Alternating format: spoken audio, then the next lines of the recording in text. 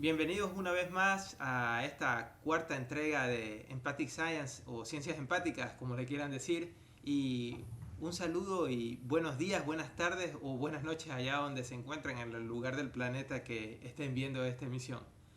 El día de hoy tenemos a una invitada especial desde Guayaquil, Ecuador. Ella es una veterinaria catalana que vive en esa ciudad y que ha hecho un importante trabajo, un trabajo muy didáctico sobre la leptospira en las ratas en Guayaquil, en la ciudad de Guayaquil.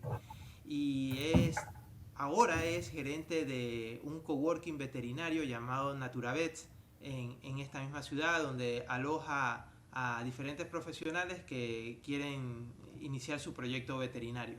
Y se trata de Nuria Sanz Borrás, que nos saludas. ¿Cómo estás, Nuria? Buenos días allá en Guayaquil.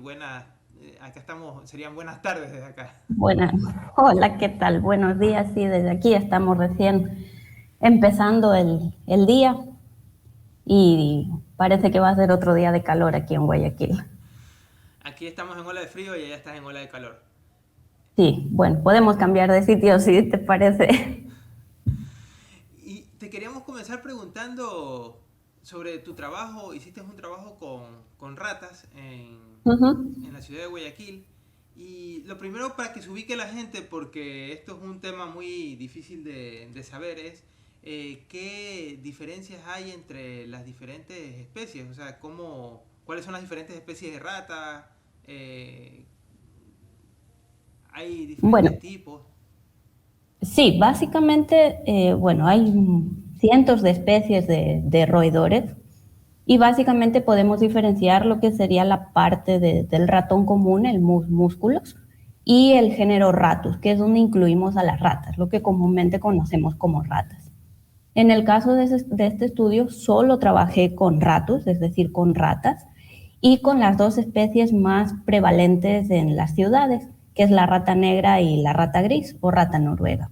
Esas son básicamente las dos especies que nosotros encontramos en cualquier ciudad del mundo. Tienen una distribución mundial, excepto en la parte de los polos, ahí no las podemos encontrar. Pero fuera de los polos las encontramos en cualquier parte del mundo. Han sido capaces de viajar desde su punto de origen hasta las diferentes ciudades y se han establecido junto con los humanos en todos los asentamientos que se han ido formando a lo largo de la vida. ¿Y cómo fue el viaje de las ratas? ¿Cómo solían viajar? Las ratas inicialmente, ellas se originaron en la parte de Asia, hace ya aproximadamente unos 55 millones de años. No eran como las conocemos ahora. De hecho, los conejos también derivan de esta misma raíz. Aproximadamente hace unos 5 millones de años ya surgió el género Ratus como tal. Apareció en la parte del Mediterráneo, Medio Oriente, en la parte de China, Japón, por toda esa zona.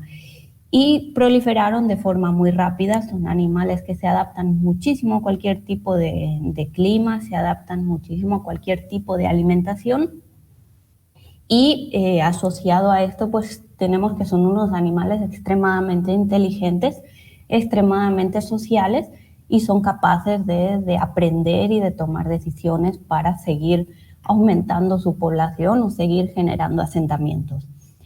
Las ratas empezaron, como te comento, en esta zona de Asia y Europa y se fueron moviendo con los humanos. Se fueron moviendo en lo que son las migraciones humanas. Siempre iban acompañadas de ratas, básicamente porque donde hay humanos hay alimento.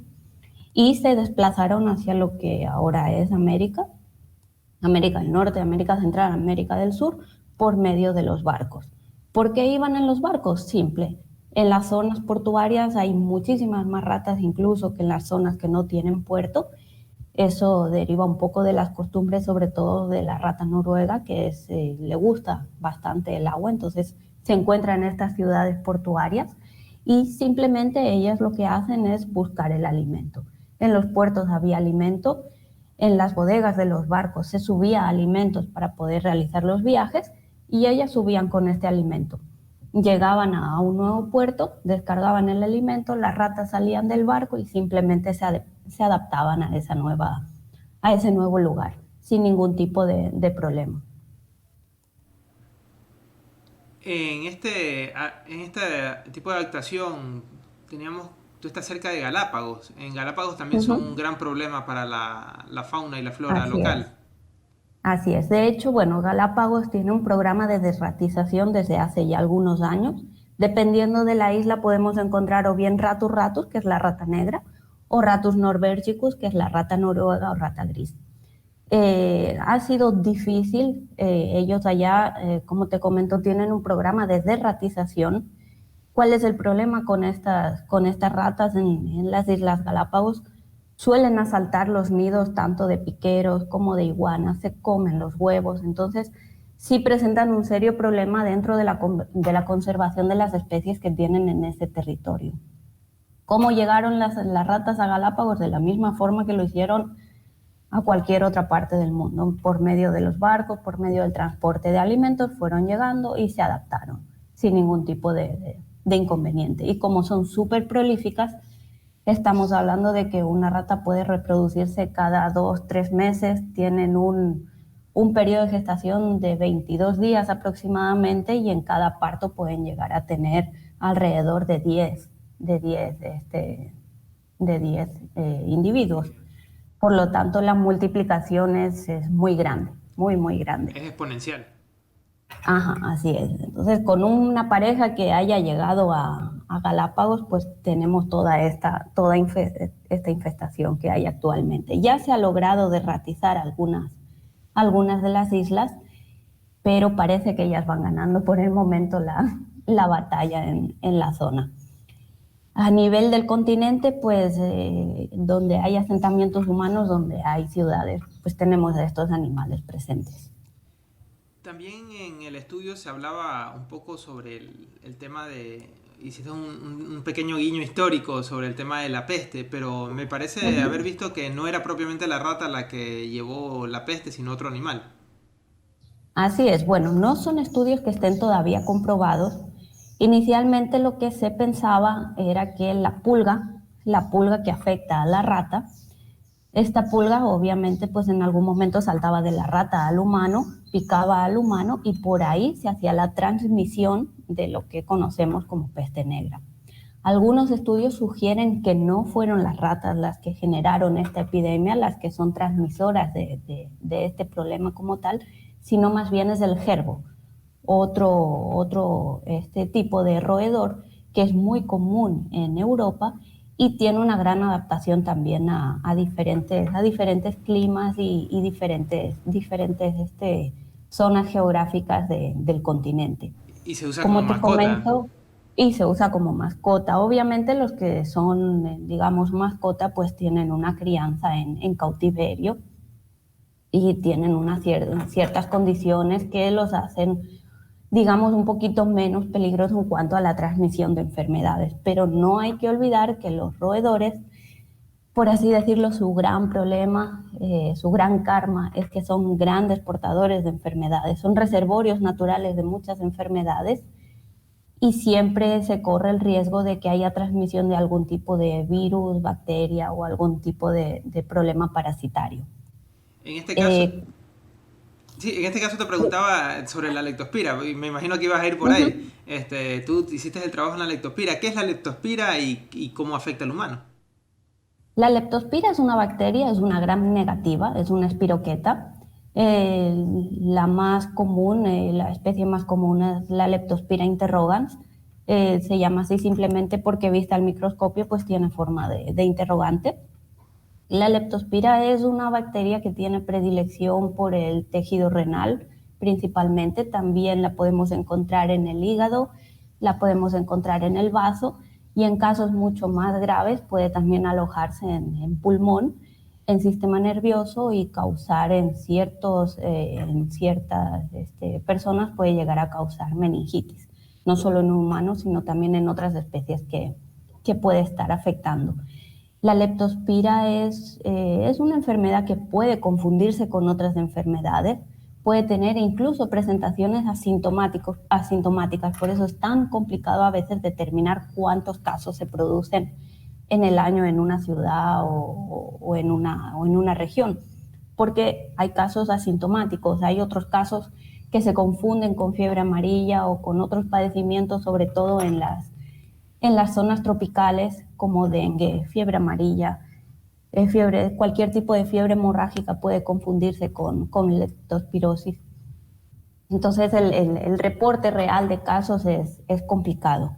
Si bien se sabe que a nivel de humano, por así decirlo, la afectación es grande en las zonas tropicales, también tenemos una afectación muy grande en otras especies animales que conviven de forma cercana con este tipo de roedores, con ratas.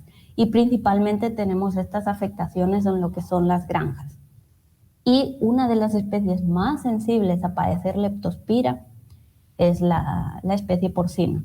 Los cerdos son sumamente sensibles y encontramos muchísimos casos en las zonas tropicales de leptospirosis en porcinos, debido a que las ratas viven a sus anchas, por así decirlo, en este tipo de granjas, contaminando alimento, contaminando agua y causando serios problemas de fertilidad y problemas renales en estos animales. Y volviendo un poco ya a la rata, ¿cómo la transporta? ¿Cómo pasa de una... ¿Cómo hace cómo hace su función de vector, se puede decir? Pues las ratas son reservorio natural de muchas patologías que han ido adquiriendo a lo largo de su existencia, su forma de vida. Ellos siempre han sido comensales del ser humano. Siempre buscan zonas básicamente que tengan alimento y agua. Y en las ciudades, las zonas donde hay alimento y hay agua son todo el sistema de alcantarillado. Por eso normalmente las vemos que viven las vemos salir de la alcantarilla, las tenemos bajo lo que son las calles, porque se reúnen estas dos condiciones, ¿no? La presencia de agua y la presencia de alimento.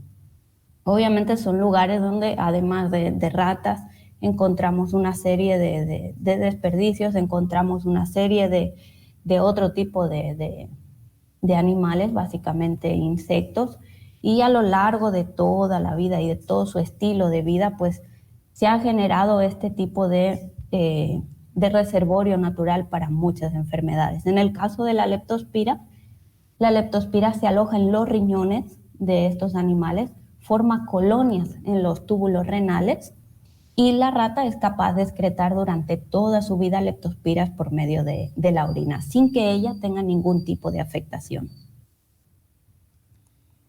Y quería preguntarte un poco más y profundizar en qué cosas viste sobre las costumbres de las ratas, los hábitos de las ratas, porque muchas veces se menosprecia este animal, ¿no? Inclusive se lo usa como insulto, eres una rata de alcantarilla, cuando en realidad es un animal tremendamente curioso y parece que inclusive inteligente. decía una vez un profesor de biología nos decía, tener una rata es como tener un perro. Así es. De hecho, bueno, de las dos especies que nosotros básicamente encontramos en las ciudades, que es la rata negra, Ratus ratus, y la rata noruega o rata gris, Ratus norbergicus, podemos diferenciar en ellas también dos tipos de hábitos de vida. La rata negra suele ser una rata mucho más tranquila, de un tamaño mucho menor.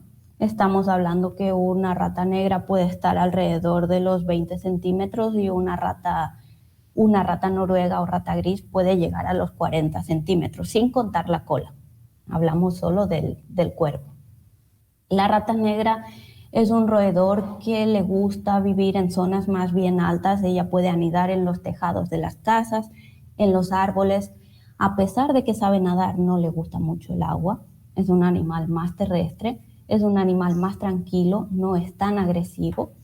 En cambio, la rata noruega o rata gris es un animal que por lo general encontramos debajo de la tierra. Es más la clásica rata de alcantarilla, por así decirlo.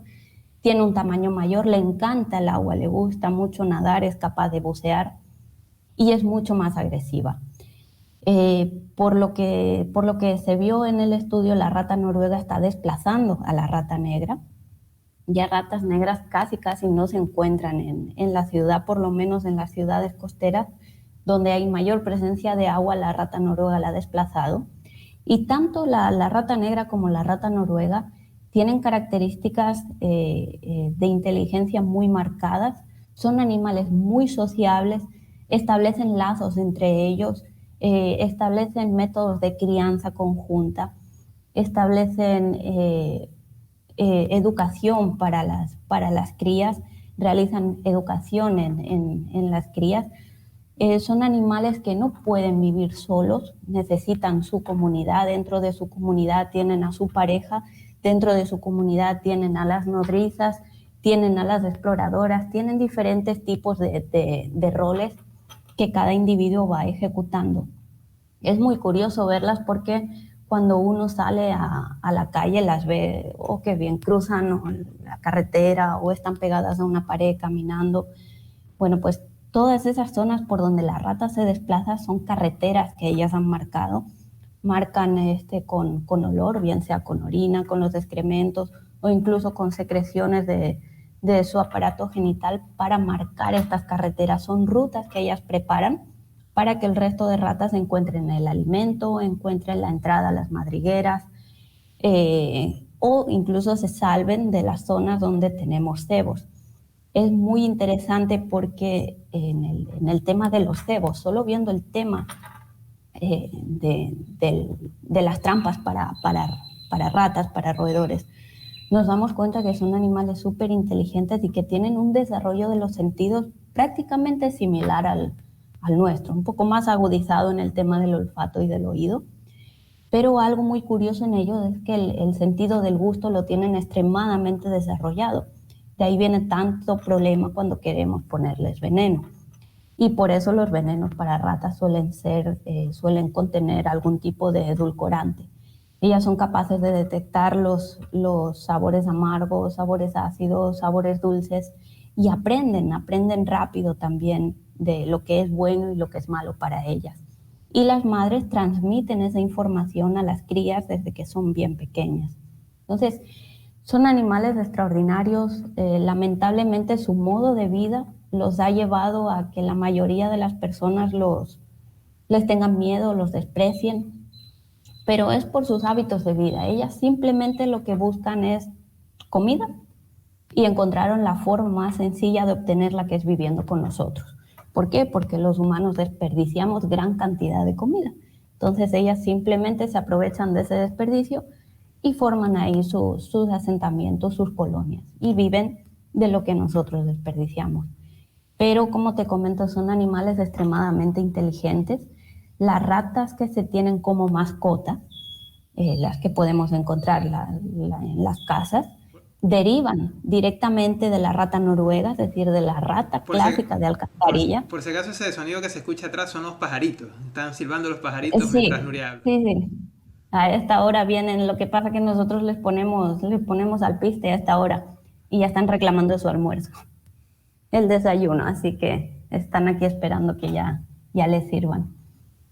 Como te comentaba, pues mucha gente tiene ratas de mascota. Dice, uy, mi ratita, pero mi ratita es una rata noruega, porque son esa variedad, es una rata noruega, y es cualquier de las ratas que podemos ver surgir de una alcantarilla. Obviamente son criadas en cautiverio, pero son directamente la misma especie. Y cualquiera que tenga una rata en casa se da cuenta que van a ser mucho más inteligentes incluso que el perro que tengamos con nosotros. Aprenden mucho más rápido, son más inteligentes para conseguir lo que se proponen, lo que quieren. Y bueno, como te digo, van a superar de largo al perro. Y por lo general, un dato también curioso, antiguamente la gente tenía gatos para espantar a las ratas, ¿no? La rata por lo general, si nota el olor del gato, ya no se acerca. Actualmente se está dando un cambio de comportamiento, es digno de estudio también, porque las ratas ya no se asustan de los gatos. Perciben el olor de los gatos, pero ya no huyen de ellos. Simplemente, si hay gatos, pues sigo entrando a la casa donde está el gato o sigo paseándome por la zona donde está el gato sin ningún tipo de inconveniente. Y eso posiblemente pues forme parte de un aprendizaje a lo largo de todos los años de convivencia que han tenido con esta otra especie, ¿no? O sea, sería muy corto para hablar de evolución, estaríamos hablando ahí de cultura. Y otro rasgo Sí. que comentabas también de organización cultural, no entendamos siempre la cultura como la entendemos los humanos, pero es esto que Ujú. decías de las especializaciones de los trabajos, que había exploradoras, había Así es. criadoras. Así, lo más curioso, bueno, lo que a mí más me llamó la atención en ellas es conocer cómo forman guarderías, cómo una mamá deja a sus crías con otra rata que actúa de canguro, las amamanta, las cría junto con sus hijas mientras la mamá está pues buscando comida o haciendo cualquier otra actividad. Dentro de una guardería puede haber más de una hembra cuidando a crías de diferentes hembras de la colonia. Y es muy interesante ver cómo se organizan, cómo cuidan y cómo educan, porque no solo la mamá, sino estas nodrizas les enseñan a las crías las autopistas que ellas han creado para poder encontrar el alimento, les enseñan lo que es comida, lo que es veneno, les enseñan a qué horas pueden salir, les enseñan cuál es su territorio. Es muy, muy interesante ver esa crianza en común de la rata, súper interesante. Había un estudio de un filósofo ruso que se llamaba Kropotkin, que últimamente lo nombro mucho porque casualmente lo estaba leyendo el otro día, y hablaba de la ayuda mutua, Uh -huh. y traía varios ejemplos de ayuda mutua, y hablaba de diferentes especies. No mencionaba propiamente a la rata, pero esto podría ser un rasgo de potencia para a la hora de salir adelante de parte de las ratas, establecer la sociedad, establecer la ayuda mutua entre ellas. Así es. Seguramente de ahí se genera su éxito en ocupación de todos los territorios del planeta. Tienen este trabajo colectivo, ellas nunca van solas. No es que una rata vive en su madriguera y busca comida para ella, no, no, trabaja para su colonia, trabajan en grupo, incluso el alimento, si encuentran el alimento, pueden llevárselo a otros individuos de la colonia que no puedan desplazarse, o a estas nodrizas, o a ejemplares más viejos que no tienen ya capacidad para salir a buscar el alimento. O sea, son sociedades bien estructuradas y con un sentido de grupo bien marcado. O sea, se cuidan también entre ellas. ¿Qué fue lo que más te llamó la atención del estudio que hiciste? A nivel de roedores, bueno, siempre he tenido gran admiración por ellos, son animales que me gustan. Profundizar un poco más en sus costumbres, ver un poquito más cómo es su vida diaria, bueno, más bien nocturna, ¿no? Recordemos que son animales nocturnos, cómo se organizan, cómo trabajan de forma cautelosa, son animales bien cautelosos. Me sorprendió sus habilidades, son animales extremadamente hábiles, tanto en tierra como en agua, son capaces de nadar, son capaces de saltar, cómo se cuidan entre ellos. O sea, la inteligencia de estos animales me sorprendió.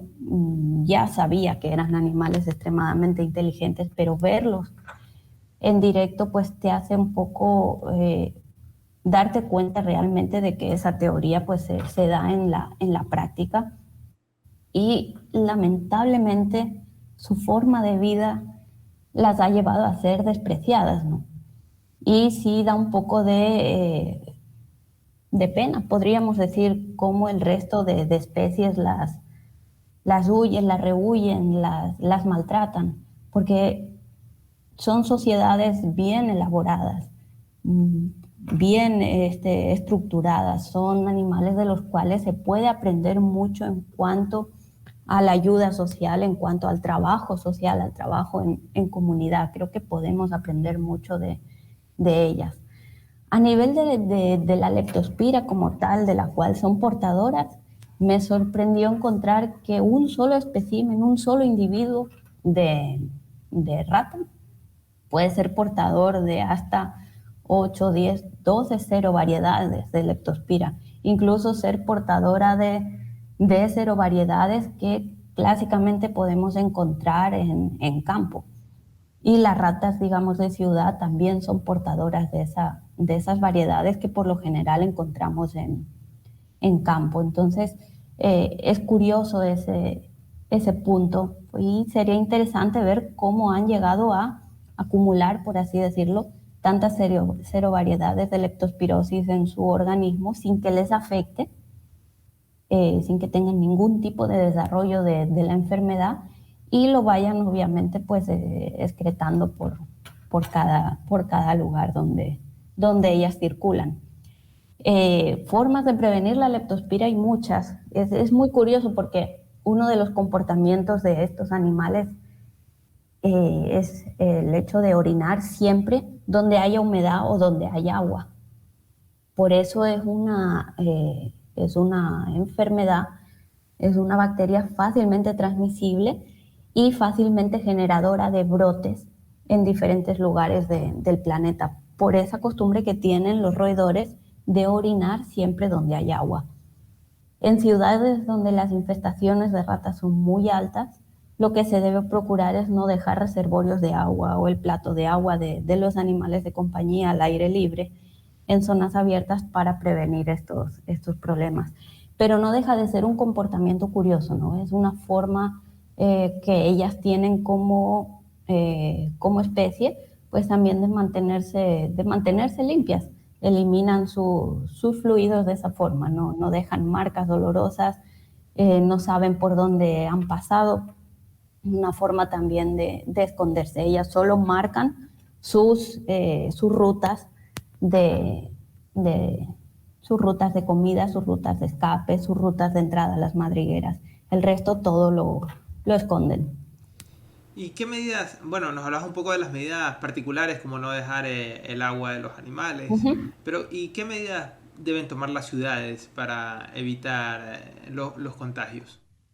A ver, lamentablemente encontramos un número súper elevado de ratas en las ciudades. Se deben establecer planes de derratización, es algo que no se puede evitar actualmente. Más o menos para hacernos una idea, en Guayaquil estamos cerca de los 3 millones de habitantes aproximadamente y por cada habitante hay entre 20 y 30 ratas. Es decir, nosotros podemos llegar a tener, solo en la ciudad de Guayaquil, podemos llegar a tener 70 millones de ratas viviendo. Es una cantidad muy, muy elevada. También tener en cuenta que por cada rata que nosotros vemos que cruza la calle o la vemos en la calle, por cada rata que vemos hay 10 que no vemos. Entonces, cuando nosotros empezamos a ver a estos roedores circular por la calle, quiere decir que la población es muy, muy elevada. Aquí hay básicamente una cosa que se puede hacer para controlar esta sobrepoblación de roedores y prevenir lo que son las enfermedades que nos pueden transmitir. Y se basa en la salubridad, en mantener una higiene, en no tener contaminación de las zonas de agua, acuíferos distintos, o en este caso los esteros que encontramos por aquí, por esta ciudad, por ejemplo. Eliminar la basura de forma correcta, que no queden Cosa bolsas que abiertas. el que conoce las calles de Latinoamérica a veces es un poco complicado Es por... complicado.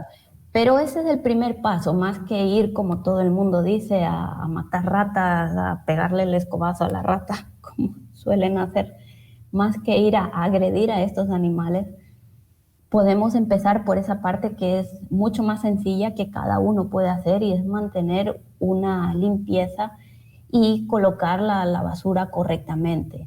Intentar generar menos desperdicio y si se genera desperdicio de alimento, pues obviamente eliminarlo de forma adecuada, no dejarlo en bolsas abiertas, no dejarlo en mitad de la calle. Los restaurantes son un foco súper importante. Es literalmente, pues es un restaurante también para las ratas, ¿no? Así mismo como nosotros vamos a comer, ellas buscan los restaurantes porque hay una gran cantidad de desperdicio de alimentos. En ese caso, pues hay miles de cosas que se pueden hacer, desde eliminar esos restos de alimentos de una forma adecuada en bolsas que no puedan estar rompiendo estos animales, colocarlos en contenedores no a nivel del suelo, sino elevados, o incluso el reciclaje del alimento. Son muchas las fórmulas que se pueden trabajar para evitar esta superpoblación de roedores. Lo que sí hay que dejar claro es que donde haya humanos va a haber roedores, va a haber ratas. Eso no lo vamos a eliminar al 100% porque es una especie que forma parte de la ecología de las ciudades y que de alguna forma, pues si las eliminamos al 100% también vamos a tener alguna afectación. No, estamos hablando simplemente de un control de la población que nos ayude a reducir el número de estos animales y nos ayude también al mismo tiempo a reducir la incidencia de ciertas patologías de las cuales ellas son transmisoras. Especialmente hablamos de leptospirosis, hablamos de hantavirus, que es también algo que afecta bastante, que transmiten las ratas como tal, también los ratones son transmisores. Estamos hablando de muchos problemas parasitarios que transmiten, o bien sea externos o bien sea parásitos internos. Entonces, al reducir el número de animales y mantener controlada la población, vamos también a reducir muchísimo los casos de todas estas patologías que se desarrollan por la presencia de estos animales y por sus costumbres, como por ejemplo la que te comentaba que es una de las más importantes, que es la de miccionar en lugares húmedos o donde tenemos agua. Curioso pero real, uno a veces se preguntaba por qué mandan, siempre nos dicen hay que limpiar las latas de conserva porque si no nos podemos enfermar al abrir las latas. Y es simple, es porque las latas de conserva pueden acumular agua y esa agua acumulada o esa humedad acumulada en la parte de la tapa genera el lugar perfecto para que estos roedores orinen. Entonces tenemos un foco de contaminación importante con las latas de conserva y viene de ahí. Es un tema que sinceramente uno al principio dice, bueno, ¿por qué tantos nos dicen de las latas de conserva? De ahí viene el origen de este problema con las latas. Siempre hay que lavarlas con agua y jabón para reducir cualquier tipo de problema que pueda haber en estos envases. Pues es muy interesante porque, mira, yo nunca lo hago, nunca lavo la lata y hay que hacerlo. Y Hay que hacerlo, así también es. en la industria también tienen una gran importancia porque están en todas las empresas. De hecho, en Estados Unidos hay un límite de pelo de rata permitido en ciertos alimentos. O sea, ya no es que no debe haberlo, es que lo vas a encontrar y ya están hechos al dolor y te permiten Así es. un cierto linde, una cierta cantidad. Y también Ujú. había problemas entre ellas y la industria de la mantequilla de maní o la mantequilla de cacahuete, como le digan regionalmente, porque se ve que es un alimento que las vuelve locas. ¿Cómo ellas se comportan delante de los cebos? Bueno, el tema de los cebos es interesante porque si nosotros pretendemos poner el mismo tipo de cebo durante meses y meses en nuestra empresa, en nuestra casa, en nuestra granja, vamos a fracasar con el intento de controlar esa población. Como te comentaba, las ratas aprenden. Las ratas ven que un individuo de su comunidad consumió ese cebo y horas o días después aparece muerto o muere en el nido. ellas saben que ese individuo consumió ese tipo de cebo, ese alimento que pusieron ahí, y a consecuencia de eso, pues murió. Entonces ellas empiezan a transmitirse, así como si fuera como chisme entre ellas, que no deben acercarse, no deben consumir Cultura, lo que está información. ajá, lo que está en esa cajita, lo que está colocado en esa esquina, no deben consumir eso. Y vemos al final lo que siempre pasa, ¿no? Abrimos la cajita de cebo y el cebo no está consumido. Nos toca cambiar a otro tipo de cebo. Y así toda la vida. Cuando yo ahí realicé el estudio, la captura de los individuos se hizo en vivo, o sea, las trampas eran de captura viva.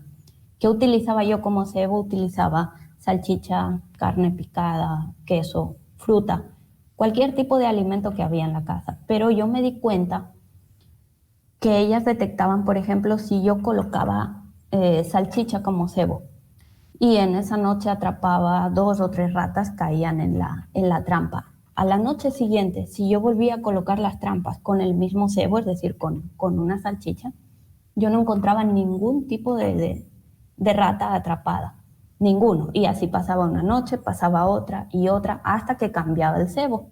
Ponía o bien fruta o bien carne picada, cualquier cosa, cocinada, queso, cualquier otro alimento. Entonces volví a tener un par de noches de captura. Pero así, de la misma forma, a la tercera, cuarta noche ya no volvían a consumir ese cebo, porque ellas sabían si tengo, por ejemplo, la salchicha dentro de esta cajita que me han puesto, pero mi compañera se quedó atrapada y nunca más la volví a ver, entonces no me voy a comer esa salchicha. Al cambiar el cebo, bueno, poníamos un pedacito de queso, así ahora sí ingreso a comerme lo que me han puesto, porque no es la salchicha donde se quedó atrapada mi compañera, pero me quedé atrapada yo. Entonces el aprendizaje es muy rápido y eso mismo sucede con los cebos. Por eso todas estas empresas que se dedican en las empresas a colocar las trampas con los cebos deben hacer un control mensual, deben ir verificando que los roedores consuman el cebo y si no ir haciendo rotación de los mismos.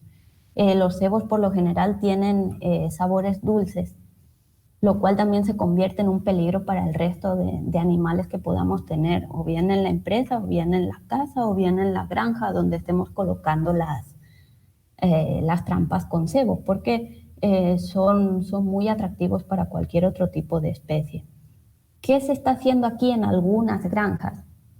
Que vimos que también se utiliza para atrapar a estos roedores, es colocar trampas para atrapar vivos a estos animales, pero de una forma que nos permita que no se escapen y poderlos eliminar, pues, o llevarlos lejos de la zona donde se desarrolla la explotación pecuaria, o bueno, o eliminarlos de otra forma, ¿no? Que es lo que suelen hacer.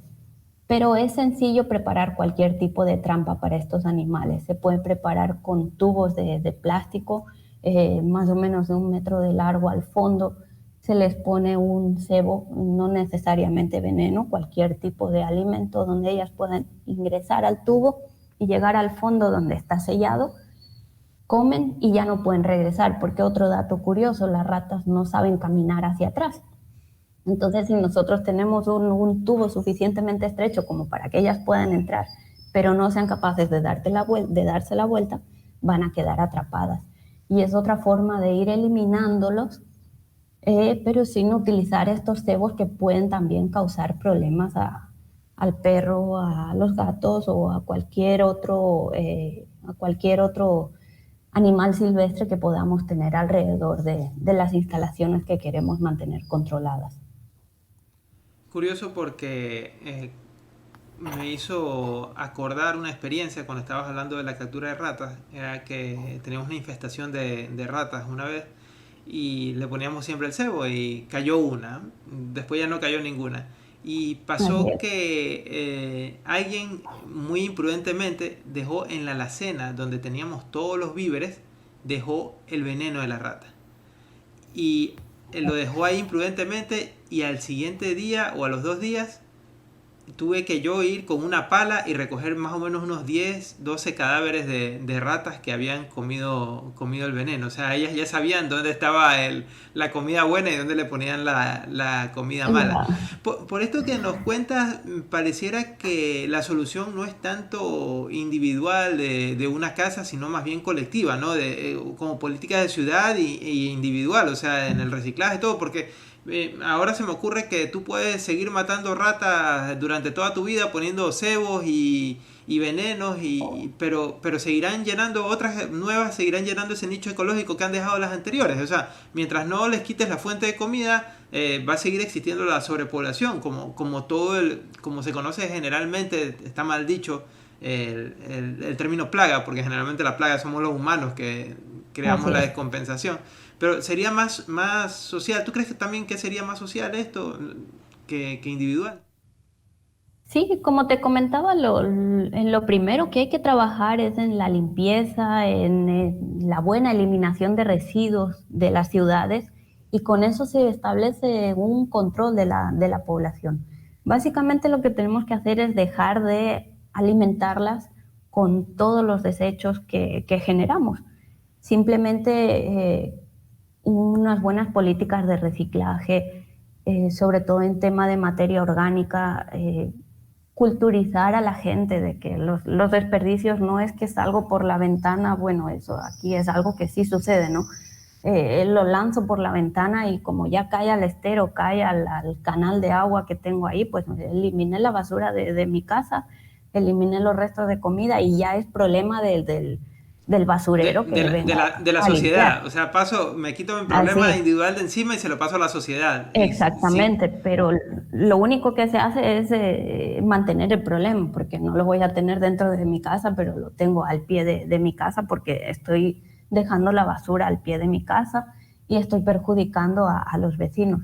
Es un tema complicado porque no es solo de trabajar en implementar nuevas soluciones para el reciclaje o nuevas estrategias para la recolección de basura. Estamos hablando de culturizar, de educar a la población en el manejo de esos desperdicios. Como te decía, no podemos eliminar a una especie, no podemos eliminar a las ratas porque ellas cumplen su función dentro de todo el sistema ecológico en el cual estamos viviendo todas las especies animales. Pero sí podemos hacer un control de esa sobrepoblación, controlando esa eliminación indiscriminada de residuos y de restos de alimento que se generan sobre todo en las grandes ciudades, porque en ciudades pequeñas o en pueblos suele haber un manejo un poquito más adecuado de todos estos desechos. Pero en grandes ciudades podemos ver pues un descontrol total y es ese descontrol el que nos lleva a que haya esta superpoblación, a que las ratas se paseen de forma indiscriminada dentro de las casas, a que las ratas estén ya sin miedo a los gatos, como te comentaba, o sea, ya les da igual, así tengas una colonia de gatos, ellas se van a pasear por ahí, de hecho muchas se aprovechan de la comida mismo que se le pone a las colonias callejeras de gatos y se alimentan de eso. claro, porque también Eh, ha habido un comportamiento del gato asociado. Es que es interesante también el tema del animal asociado a la rata. Porque mira, por ejemplo, uh-huh. el gato cazador podía encontrar una rata envenenada y comerse la rata. Y casualmente esos gatos más cazadores se terminaban muriendo. Un gato cazador generalmente no tenía mucho tiempo de vida porque lo atropellaban o Claro. porque era Uh-huh. salidor. Y después también hay otro, me llamó la atención, el otro día estábamos con un problema de serpiente X, una serpiente muy venenosa allá Sí. en Latinoamérica, en Ecuador precisamente. Y decían, pero bueno, cuando encontraban la serpiente lo que hacían era matarla, ¿no? Lo que hacían era Uh-huh. matarla.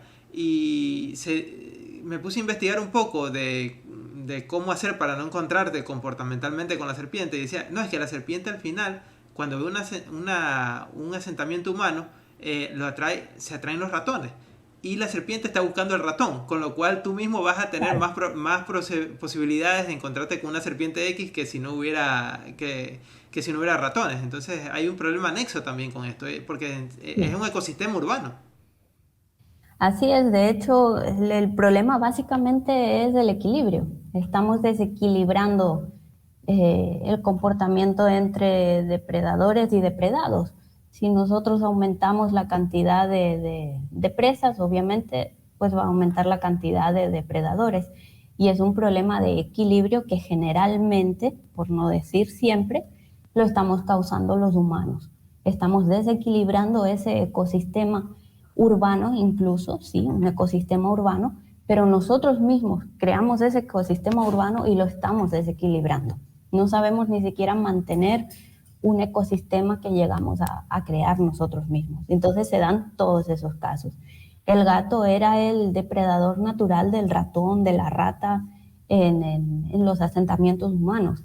Ahora mismo, como te digo, pues ya lo mantenemos como depredador natural porque es lo que conocemos, pero ya los gatos cazar ratones o ratas, pues Muchos casi dicen no que lo la hacen. adoración, hay teorías que dicen que la adoración de los egipcios hacia los gatos venía de que no porque fuera un animal magnífico, sino porque era un animal útil y que ayudaba a Claro. controlar Ujú. las especies que atacaban los hilos de trigo, era, iba a decir maíz, no, maíz Así es es. en América, de trigo Mantenían limpios los granos. Ujú. Así es. De hecho, bueno, en muchas culturas la admiración que a veces se tiene por los animales es por la utilidad que han generado a la especie humana o por cómo han servido a la especie humana, no por sus propias características de especie, ¿no? Cosa también pues que habría que cambiar un poco porque no solo debe interesarnos lo que puede ayudar a la especie humana, sino en las propias características de cada especie. Pero bueno, eso en algunas etapas de la vida ha ayudado también a conservar a ciertos animales, ¿no? cambiar Entonces, este antropocentrismo que tenemos, que vemos todo desde el punto así de es. vista nuestro nada más y nunca nos ponemos a ver el punto de vista del otro, ¿no? O sea, humano o Exacto. animal.